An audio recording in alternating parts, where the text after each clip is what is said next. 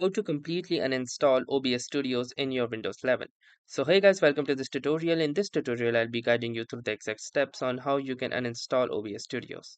So the first thing that you will need to do is make sure that all of the instances of OBS Studios are closed. So as you can see right here, I have closed all of the active instances of OBS Studios. Now you can proceed on by going to the settings, and within the settings, if you can't find the settings option, you can simply type in settings, and within the settings you can click onto this apps option, and from here choose installed apps. Now from here you will can find OBS Studio. If you can find it here, you can simply search for OBS and you will see the OBS Studio. Now from here click onto these three dots, and from here choose uninstall.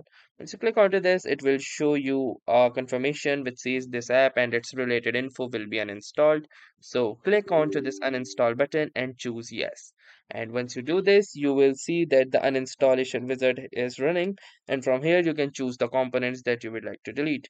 So if you only want to delete the app and want to reinstall it later and want to preserve the settings, scenes, etc., you can continue by clicking onto uninstall.